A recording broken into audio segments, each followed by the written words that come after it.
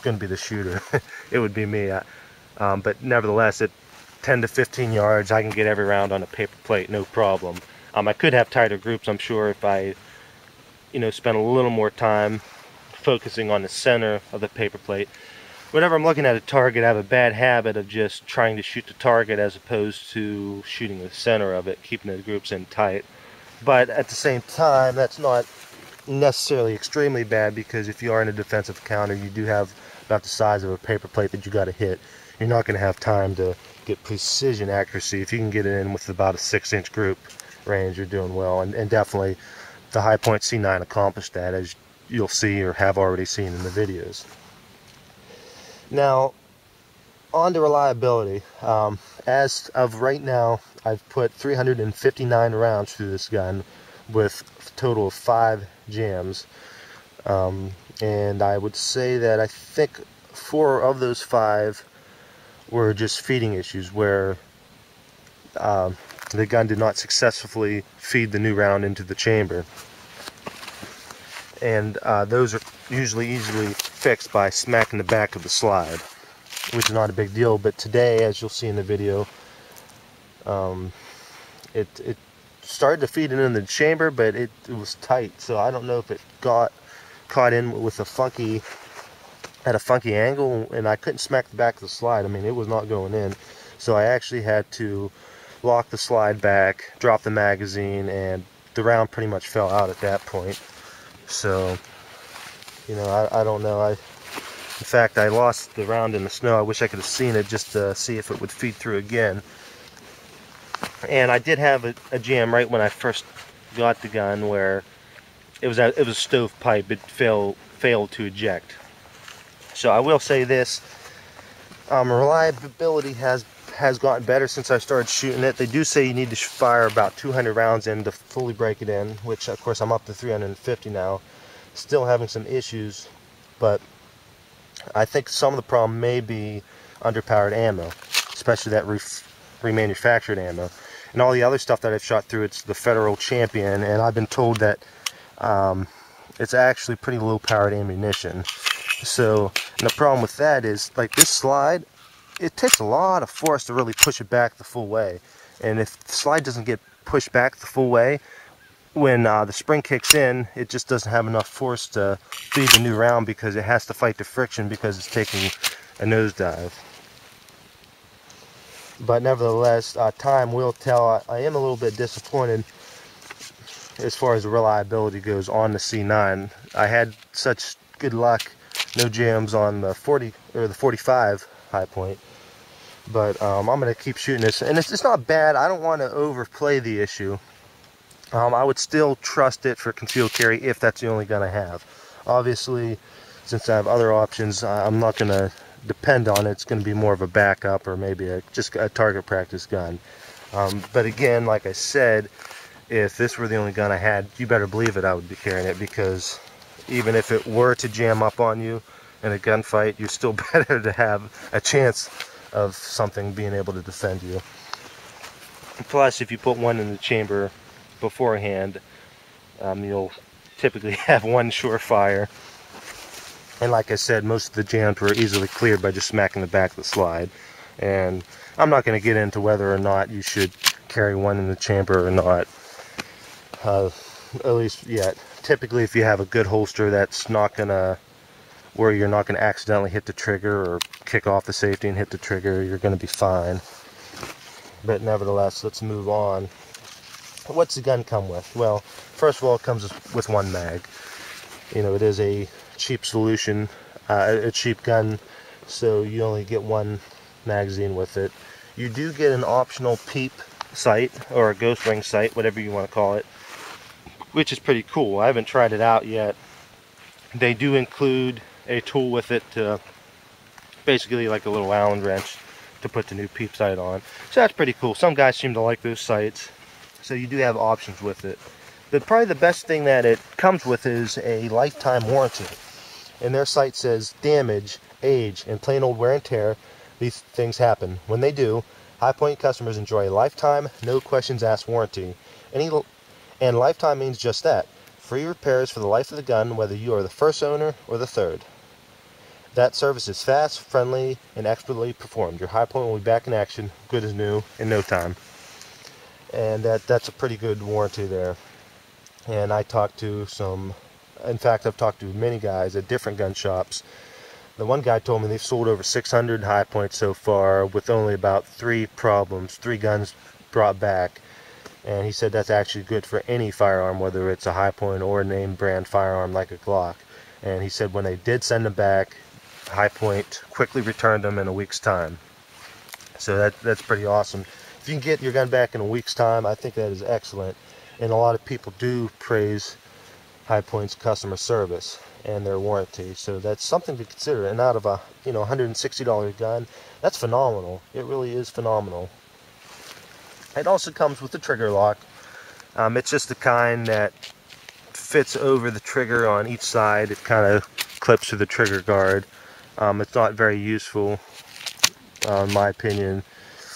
I'd rather keep it in a gun safe, keep my guns locked up instead of relying on a trigger safe.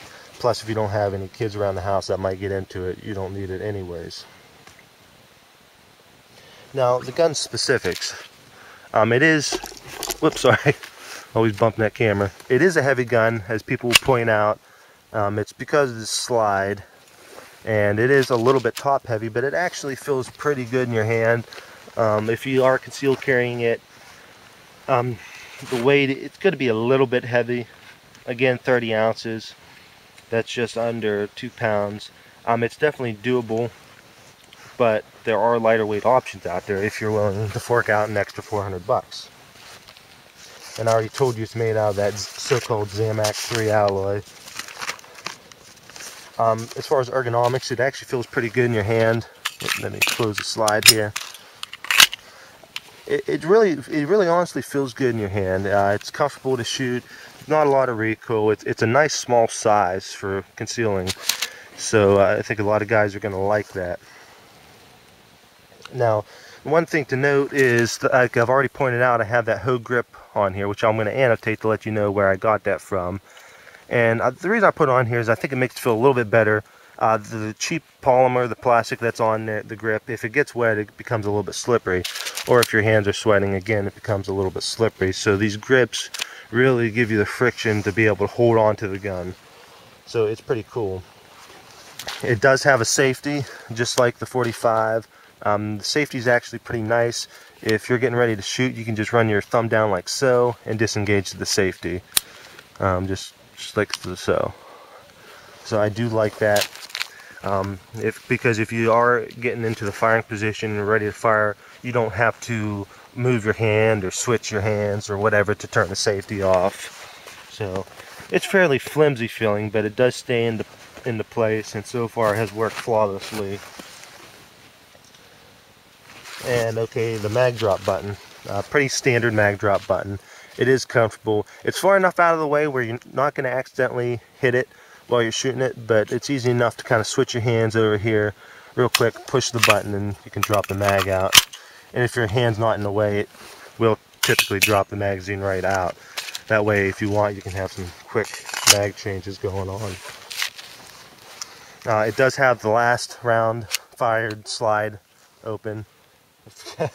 Again, I forget what that's called specifically, but whenever you fire the last round, the slide stays back, which is pretty cool. However, what happens is whenever you put a new magazine in, there is no magazine release button.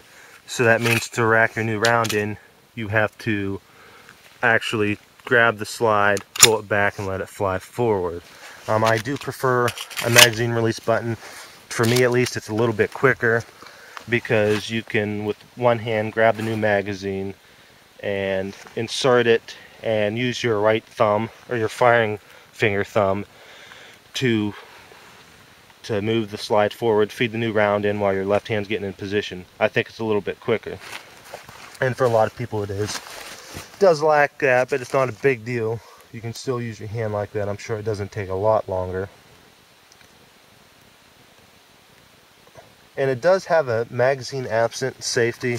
So if your magazine's not in the gun, you're unable to pull the trigger. Personally, I don't like that. I don't see how that's really preventing any accidental fires. Maybe if you're stupid it might prevent it, but there's really no safety for stupidity, as I always say. So I don't like it, because what happens if you accidentally bump your mag release button in a firefight? Up, the magazine's on the ground, you have one in the chamber, but you can't fire it. Now you just heard the firing pin release because I did pull the trigger. The magazine's in, but again, you got a new round in there, magazine's absent, you can't pull it. So, I don't like that, but nevertheless, they do that. And I'm not really sure why. I don't know if it's easier to do it that way to maybe prevent a malfunction in the gun from firing when the magazine's not in there. And that could be too, just to keep costs down, they had to do it. And I would suspect that's what it is more than anything. Now the trigger pull, it's around 6 pounds. And it's a reasonably short distance. I'll show you again, I'll dry fire it. And I do like the trigger pull. It's, you know, some guys may or may not like it. It's all about what you're used to. Some people refer to it as being a little bit spongy, because as you're pushing it, I don't know, I guess the only way to really call it or to describe it is being a little bit spongy. Oh, excuse me. Because when you're pulling it, it's pretty smooth, but you just kind of feel the force pushing it a little bit. And it is about 6 pounds. I don't have an issue with it. Again, guys have the different preferences on how they, or what type of trigger they want to shoot with. You just got to get used to it, and there's nothing bad about it that I could say. Now the sights, the back and front sights are different colors. As you can see, the rear sights are red and the front sights yellow. That's pretty cool. You get a little color contrast. It's a little bit easier maybe to shoot during the daytime because the different colors don't blend in and mess your eyes up so much. I do like them. Now they are not glow in the dark sights, so if it's nighttime you're still not going to be able to see it. Now when I see the multicolored sights like this, I sometimes kind of think that maybe they're tritium glow in the dark sights, but they're not. You're not going to be able to see them at night unless there's sufficient ambient light around. It does have a chamber observation port right here by the extractor. If there's a round in there, you can kind of see the brass through the observation port a little bit, but a big deal. I don't think that's a great feature. You could possibly use it just to double check to see if there is one in the chamber. Like if you're concealing it and you want to put one in the chamber, you can kind of verify it that way. Other than that, I don't think it's a real safety feature. You always want to point your gun in a safe direction. It's not like you're going to look to see if there's a round in there and then start pointing it anywhere. Always point your gun in a safe direction. And it does have an accessory rail. You're not going to be able to see it too much because of my masking tape. But it is a proprietary rail. It's only going to take on high point adapters, and they do have the lasers, which are pretty cool, but you're going to have to get them from high point because those are the only ones that'll fit on there.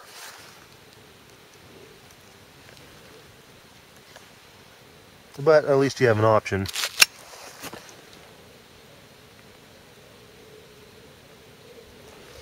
Now it has what's called a passive internal drop safety, and it prevents the gun from accidentally firing if it's dropped. I don't know too much about the specifics of it, but when you shake the gun around, you hear a rattle, and apparently that's that drop safety mechanism. I'm not sure again exactly how it works, but it does help, or it does prevent the gun from firing if it's dropped or if it receives some sort of a blunt force like that. Now as far as cleaning, the instruction manual says to brush the barrel every 300 to 400 rounds. So you can actually fire quite a bit before you have to clean it, at least according to the instruction manuals. I mean, I recommend cleaning it after every firing session. You know, you go out a day and shoot it, you bring it home, you clean it at night. It just makes sense. It does help prevent rust and other problems with your gun. I think it prolongs the life of your firearm. Now they say every 15 to 2,000 rounds you're going to have to field strip it and clean off the slide rails and stuff like that. To field strip, just like the JHP 45, you got to pull